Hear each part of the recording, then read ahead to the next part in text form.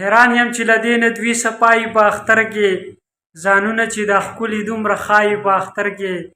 د چم ګاونډ د خوار او د یتیم تپوس دې وکړي ټالونو له چې خپل بچي څوک بیایي په اختر کې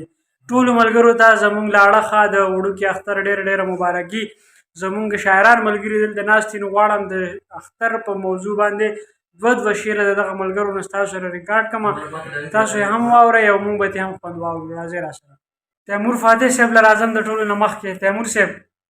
جی ارشاد ډیره مننه ابراهیم تاج صاحب چې داسې د اختر په دې اختریز بنډار کې داسې زبردست خبره وکړه چې څو شعرونه بیا د اختر دغه باندې داسې ډېر شعرونه خو راته یاد نه دي خو دوه شعره دي چې تمه د اختر وي په روجو پسې تمه د اختر وي په روجو پسې زیره د وصال خو به راوړي وایي به همزولو ته پاتښتلې ماله به د ځان سره بنګړي راوړي ډېر ښه خورشید صابر صاحب ډیره مننه تاج صاحب اول خو ټولو ملګرو ته د وړوکي اختر ډیره مبارکي او دغه دوه شعره چې تا خو ویلي وي چې دا ځل به اختر له درځم تا خو ویلي وي چې دا ځل به اختر له درځم اختر خو راغلو یا بیلو زه ته به کله راځې او ظالمه پرېږده چې د مړ له انتظاره شمه ظالمه پرېږده چې د مړ له انتظاره شمه چې زړه مې وچوي له خفګانه نو بیا سله راځي وهاب انګار صاحب دغه څه شعرونه د سیف الله ګران صاحب چې ستا بنګړي زما بنګړي ښکلي دي د چا بنګړي او شکر دی اختر راغی اخلو به اوس بیا بنګړي او رب مې دې لالا لري را به وړي سبا بنګړي زما فطرت حسن پرست دی که څه بله وجه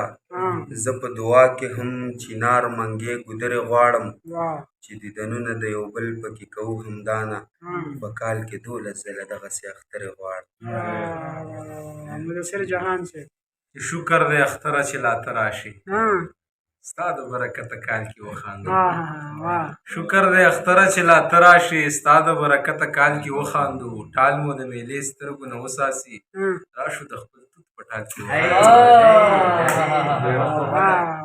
ټال مو د میلې سترګو نه وساسي راشو د خپل توت په ټال کې وخاندو تاسې دوه نور چې د کلیوالو ساده ګله مینه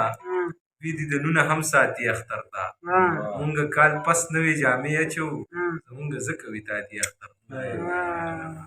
نوید کودروال صاحب د نوید صاحب په ځای کې ناست یو دغه نن د اختر ورځ هم راجوړه کړې ده خلک د خپلو خپلوانو کره ځي مونږ د یارانو کره ځو نو راغلي یو ټول ملګري زمونږ د ګروپ ټول د نوید صاحب په ځای کې ډېری وي نوید صاحب ارشاد تاسو د ما خو دوه شعرونه نور وي خو تاسو د یارانو دا خبره وکړه نو دغه د یارانو دا شعرونه ویمه چې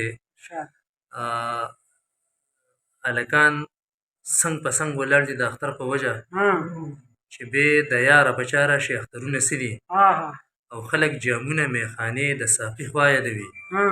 د یار وصال ته میخانې او ډک جامونه څه دي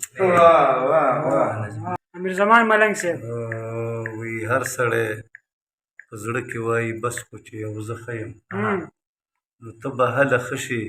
چې نور خلک درته ښه ووایي او بعضې وخت دا بعضې سړی داسې ناروا ووایي چې حلق دلق به حیران شي چې اوس دته سړی څه ووایي